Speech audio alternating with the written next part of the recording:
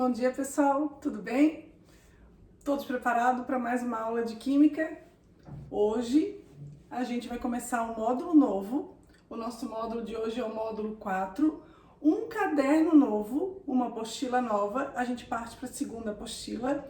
Lembrando que a minha frente é a frente 1. E essa aula é a nossa aula 4. O que a gente vai começar hoje? Hoje a gente começa a falar de ligação química. Então, a gente tem que lembrar, já que a nossa parte é a parte de revisão, que existe mais de um tipo de ligação, né? Primeiro a gente vai começar por um históricozinho, para saber como que tudo isso começou. Tem um cientista chamado de Lewis, né? Isso vocês também já escutaram falar em sala de aula sobre o Lewis, né? Um cientista, um químico.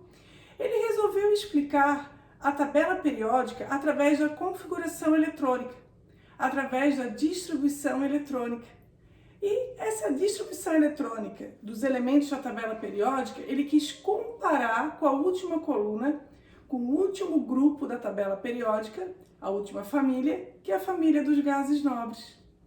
Então, o que ele viu? Esse grupo, que é o grupo 18, ele fala assim, ó, são conhecidos por sua baixa reatividade, decorrente do fato de suas energias já serem baixas e não poderem ser diminuídas ainda mais por meio da formação de compostos.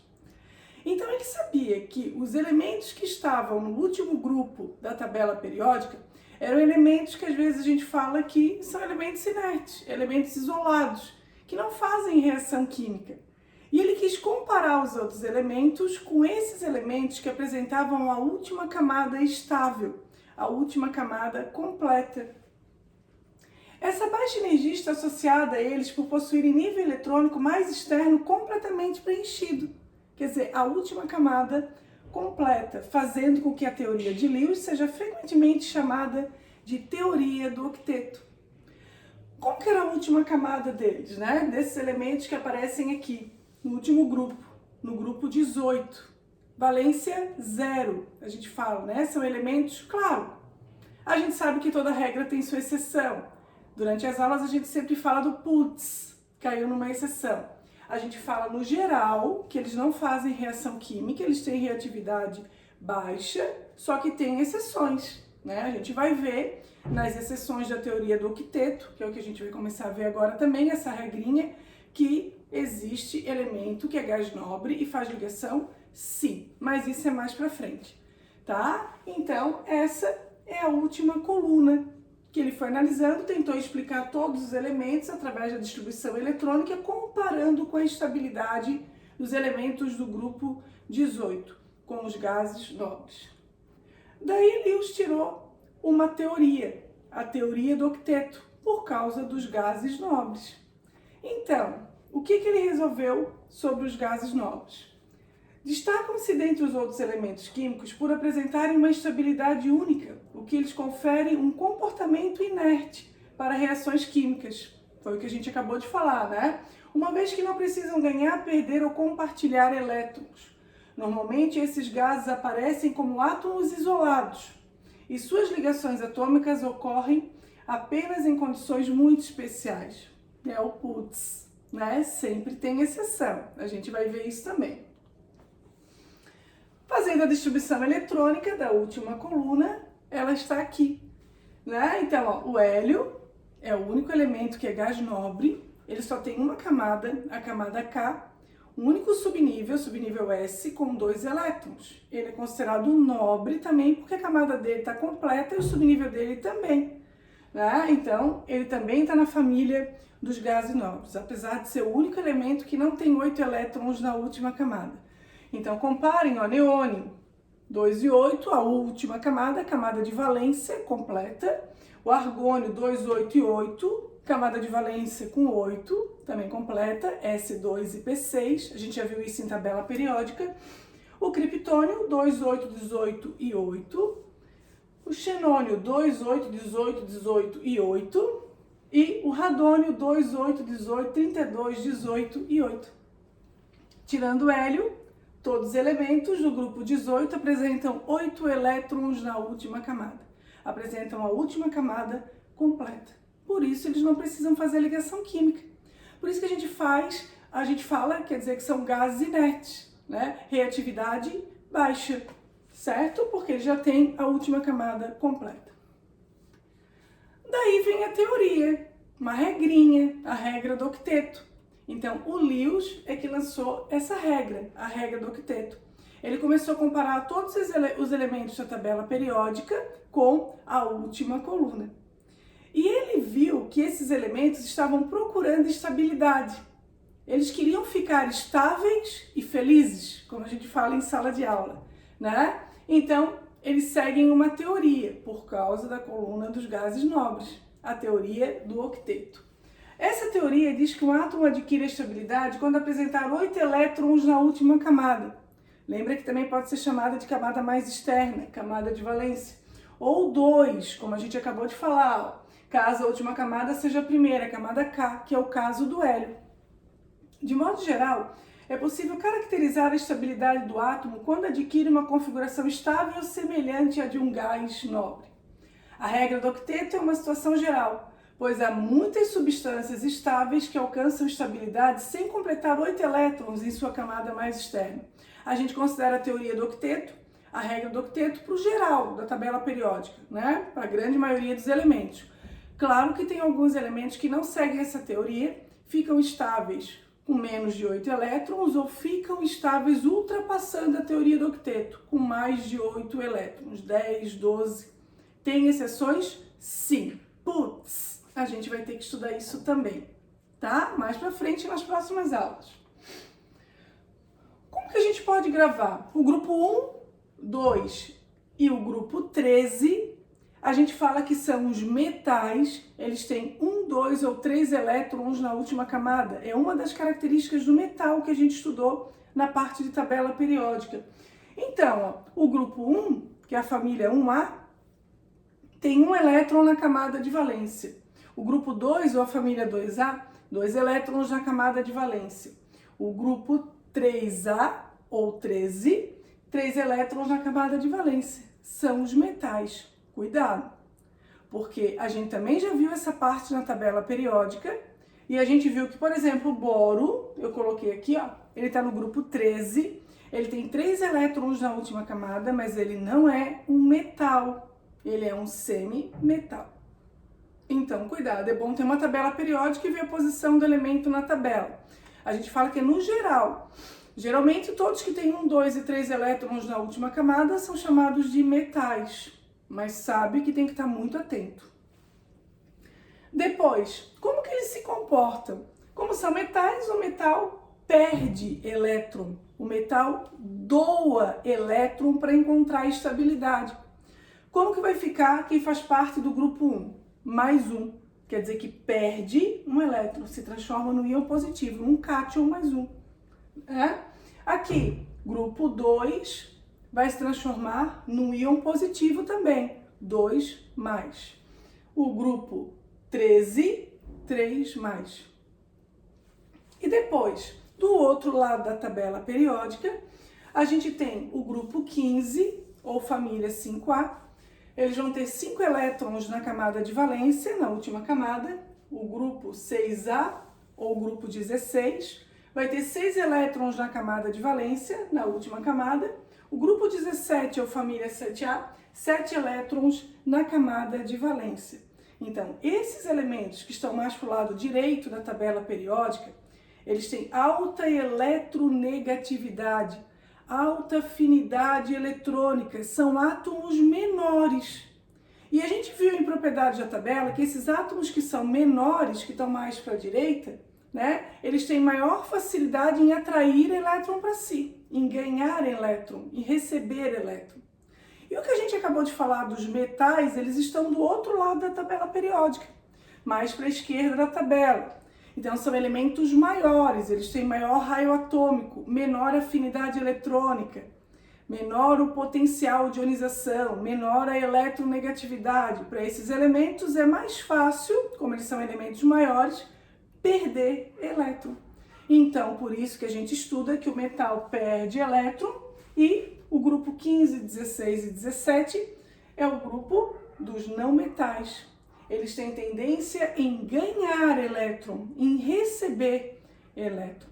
certo? Por causa da afinidade eletrônica, eletronegatividade, tudo isso. A gente também tem que estar sempre associando, já que no início dessa aula a gente falou que Lewis comparou a tabela periódica com a distribuição eletrônica de cada elemento, com os gases nobres. Então, tá tudo junto, tá? Tem que lembrar de tudo isso essa tabela. Como que vai ficar o grupo 15? Como ele tem 5 elétrons na última camada, para seguir a teoria do octeto, precisa ter 8. A gente está falando na grande maioria dos elementos da tabela. Então, para chegar até 8, ele precisa ganhar 3 elétrons. Quem ganha fica negativo. É um ânion. Para chegar até 8, faltam 3. Quem está no grupo 16, quer dizer que tem 6 elétrons na última camada. Para encontrar a estabilidade e seguir a teoria do octeto, precisa ganhar 2 elétrons. Por isso que fica negativo, se transforma num ânion. E de 6 para 8, faltam 2 elétrons. A família 7A precisa de 1 elétron para seguir a teoria do octeto, para ficar estável e feliz. Então, ganha 1, por isso que é negativo. Ânion, 1 para chegar até 8.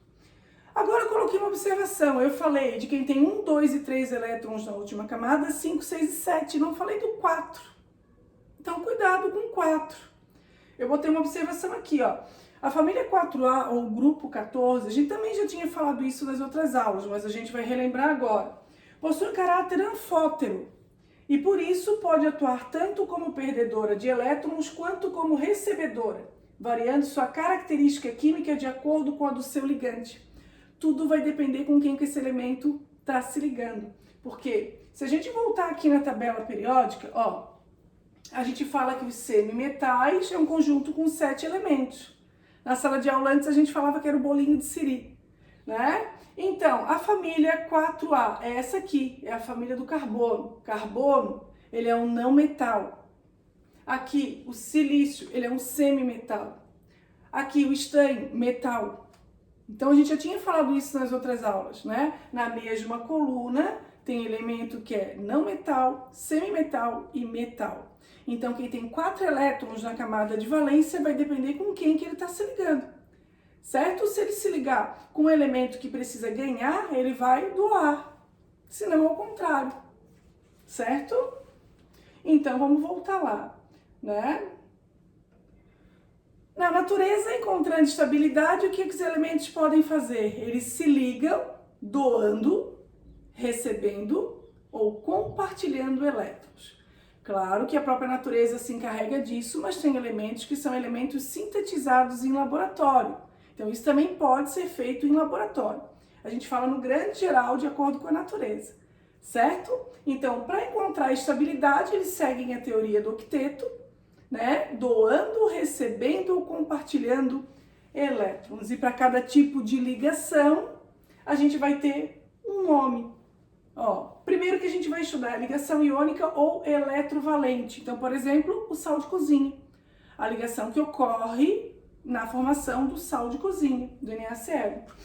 A ligação covalente ou a ligação molecular. Um exemplo desse tipo de ligação, plástico e água. Uma ligação metálica, uma ligação entre metais. Um exemplo, o aço. Então, a gente vai começar com a primeira que aparece aqui, que é a ligação iônica ou eletrovalente.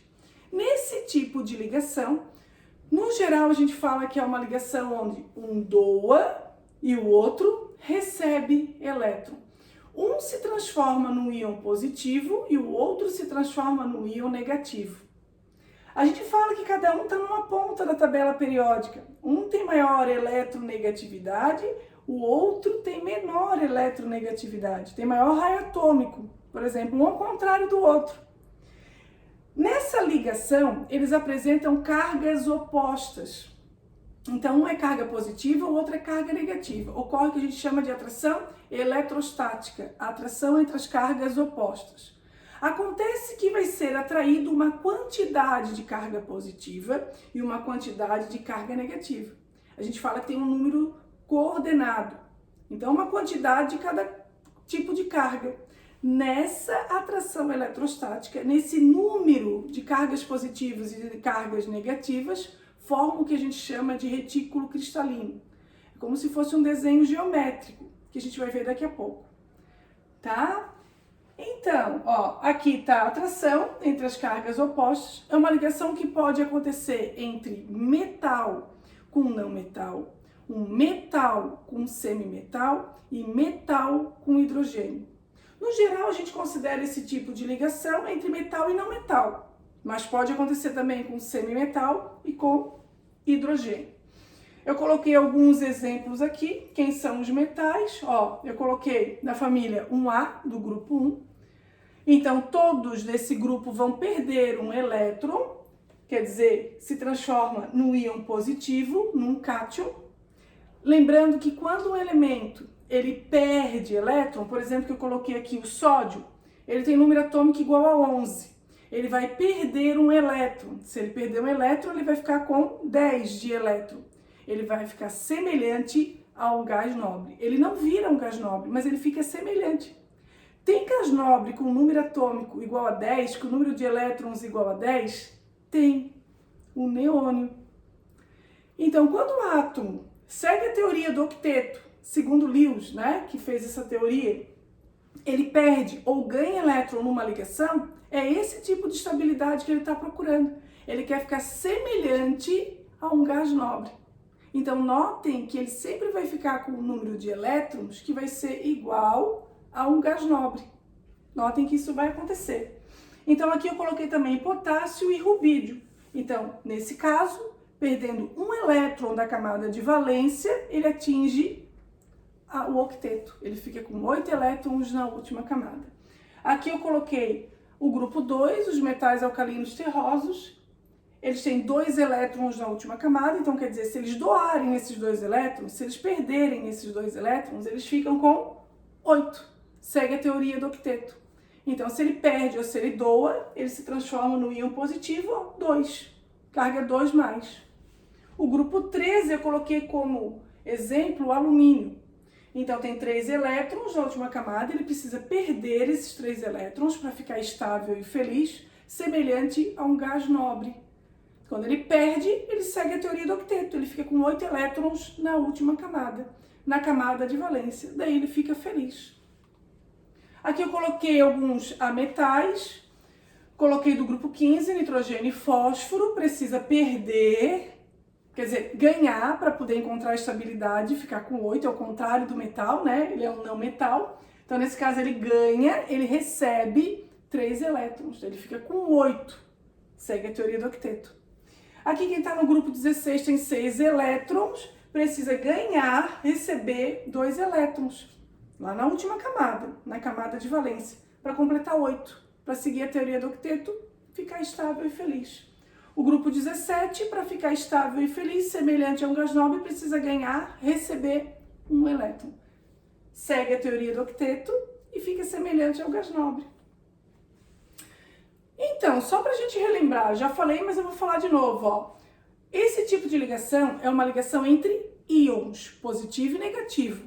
O positivo perde, doa, o negativo ganha, recebe. Cada um está numa extremidade da tabela periódica, ó. Átomo com baixa eletronegatividade, que são os metais, são átomos grandes, eles têm tendência em perder elétron, é mais fácil para eles perder do que ganhar.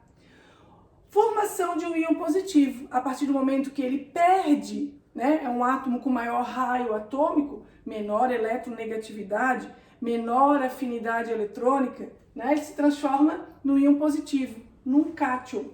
Aqui a gente tem que entrar mais para a direita da tabela periódica, átomo com alta eletronegatividade, alta afinidade eletrônica, baixo raio atômico. São átomos menores, então é mais fácil ganhar do que perder. Formação de um íon negativo, um ânion, que tem tendência em ganhar, em atrair elétron para si. Com isso, positivo e negativo, ocorre atração eletrostática entre os íons. Substância iônica ou um composto iônico que vai se formar através dessa atração eletrostática. Íons com cargas contrárias, né? Como é que vai ficar a fórmula de um composto iônico? Primeiro tem uma regrinha para a gente seguir, etapas de reação para chegar num composto iônico, para formar o sal de cozinha, por exemplo, né? E nessa fórmula, no geral, né, a gente tem que ficar com o seguinte, a gente vai gravar que a carga de um se transforma na quantidade do outro. Ó, a carga de um fica a quantidade do outro. A gente vai inverter. A gente vai, a partir de agora, combinar isso, que a gente precisa inverter. Tá? Então, a quantidade de íon positivo vira a quantidade da carga do íon positivo vira a quantidade de quem é o íon negativo. E do negativo a mesma coisa, vira a quantidade de quem é positivo. Vamos ver então. A gente vai começar aqui com as propriedades dos compostos iônicos, antes de a gente ver como é que ocorre esse tipo de ligação. Tá? Todos esses compostos apresentam ligações entre seus íons. Os cátions e os ânions se atraem fortemente. Atração eletrostática. Atração entre as cargas opostas. Assim, essas ligações são de natureza elétrica e dão origem a retículos ou reticulados cristalinos. A gente já vai ver um exemplo sobre isso. São desenhos geométricos que se formam. Em nível microscópico, um cátion atrai vários ânions e um ânion atrai vários cátions, originando assim aglomerados com formas geométricas bem definidas. Isso eu já falei bem no iniciozinho da aula de hoje. Né? A gente vai ter um número de coordenação. A atração entre as cargas opostas. A atração eletrostática tem uma quantidade de carga positiva e uma quantidade de carga negativa. Nessa quantidade, eu tenho um número de cada carga, eu chamo de número de coordenação. Forma um retículo cristalino. Que está aqui, ó, um exemplo de um retículo cristalino, que eu coloquei do sal de cozinha, do NaCl, então, ó, atração entre as cargas opostas, o que forma. Aqui do cloreto de césio, também, ó, um retículo cristalino. Do sulfeto de zinco, do fluoreto de cálcio, ó. Então, são 4 exemplos de formação de um retículo cristalino. Atração entre as cargas opostas, atração eletrostática. Continuando ainda com as propriedades, possui elevado ponto de fusão e ponto de ebulição, conduz corrente elétrica no estado físico líquido ou em meio aquoso, na verdade isso é uma dissociação iônica. Eu vou estar o quê? Separando os íons, afastando um pouco mais os íons. Então, quando eu coloco a água, por exemplo, né, eles estão todos aglomerados na forma de um desenho geométrico. Eu coloco a água, eu vou afastar a molécula. Então, vou afastar as cargas opostas, positivo e negativo. Com isso, eles conseguem conduzir corrente elétrica. Então, está tudo aglomerado e, de repente, ele fica líquido. Né? A fusão, ele derreteu. Então, também vai afastar um pouquinho mais as moléculas. Com isso, ele consegue conduzir corrente elétrica. A gente acabou de falar já da atração eletrostática, do retículo cristalino, do número de coordenação, né, das quantidades de cargas opostas. Os compostos iônicos, quando submetidos a impacto, quebram facilmente, produzindo faces planas. São, portanto, duros e quebradiços, uma característica de um composto iônico. O estado físico, em condições normais de temperatura e pressão, são sólidos e cristalinos. Seu melhor solvente é a água, pois assim como ela, esses compostos são polares. Não quer dizer que todos vão ser solúveis em água, é a grande maioria, certo? Assim como a teoria do octeto, como a gente falou, não quer dizer que todos seguem a teoria do octeto, mas a gente fala no geral. Aqui eu coloquei um exemplo, né, da ligação iônica para formar o sal de cozinha. Como é que a gente tem que fazer? Pega o elemento, o número atômico dele, vê o número de elétrons da última camada. Eu fiz a distribuição do sódio, mas dá para ver pela família, pelo grupo também. A gente já viu no início da aula a quantidade de elétrons na camada de valência. Cada família tem a sua quantidade, né? Lembra que a gente viu 1 e 2, da 13 até a 18. Aqui tem 1. Quer dizer que se ele doar ou se ele perdesse um elétron, olha como é que fica a última camada dele com 8. Ele segue a teoria do octeto. Ele fica semelhante a um gás nobre. Ele vai ficar com 8 e 2, 10, que vai ser o neônio. Aqui, ele se transformou num Na1+, porque ele doou um elétron para ficar com 10. O cloro tem número atômico 17. Pelo grupo, pelo número de elétrons na camada de valência, ou pela distribuição eletrônica, a gente consegue ver. Eu vi que ele tem 7. Eu fiz a distribuição em nível e eu vi que se ele ganhar um elétron, ele vai ficar com a última camada com 8. 8 e 8, 16, mais 2, 18. Argônio. Ele fica semelhante ao gás nobre argônio. Então, por isso que os elementos precisam ganhar ou perder elétron para ficar semelhante a um gás nobre. Para isso, eles seguem uma teoria, a teoria do octeto. As etapas de reação, né, para uma ligação iônica, como é que fica? Primeiro a gente monta o que a gente chama de estrutura de Lewis, símbolo do elemento e o número de elétrons da última camada. A gente viu que o sódio tinha 1 elétron na última camada e o cloro tinha 7, então representei aqui. Posso representar por asterisco ou um pontinho. Não pode representar por florzinha, coraçãozinho, quadradinho, não. Né? Nós temos um padrão de representação. Segundo passo, a fórmula eletrônica. Eu vou repetir a estrutura de Lewis, símbolo do elemento e o número de elétrons da última camada e representar isso aqui, ó. O sódio doando um elétron e o cloro recebendo um elétron. A gente representa por uma seta. A seta, ela sempre parte de quem está doando e ela vai para quem está recebendo. Quem perde e quem ganha elétron. O terceiro passo a gente chama de íon-fórmula, onde eu preciso representar quanto que cada elemento perdeu e quanto que cada elemento ganhou nessa ligação. A gente viu que o sódio perdeu um elétron. A gente viu que o cloro ganhou um elétron. Como é que fica um composto iônico, a fórmula molecular? Eu vou colocar o símbolo do elemento e o número de vezes que ele apareceu na ligação. Símbolo do elemento e o número de vezes que ele apareceu na ligação. Aqui como fica 1, 1 não precisa aparecer, né? Ou a gente inverte, como a gente viu na representação da ligação. Esse 1 menos 1 vem para cá, esse 1 mais esse 1 vem para cá. Invertendo, fica tudo 1. Fica NaCl. O próximo exemplo é um elemento que é da família 2A, do grupo 2, o magnésio. Ele vai se ligar com o elemento da família dos halogênios, grupo 17, o cloro. Dá para procurar direto na tabela periódica, pela família, pelo grupo, a gente sabe o número de elétrons da camada de valência e pela distribuição eletrônica. Ó, aqui eu vejo que o magnésio, fiz a distribuição em nível e subnível, ele tem 2 elétrons na última camada. O cloro ele tem 7 elétrons na última camada. Então tá aqui, ó, 2 elétrons na última camada. Ele vai ter que doar, perder, ó, 2 mais, perdeu 2 elétrons. A última camada dele não fica mais com elétron, ele passa a ter somente 2 e 8, ó, 2 e 8. 8 e 2, 10, neônio. Fica semelhante a um gás nobre.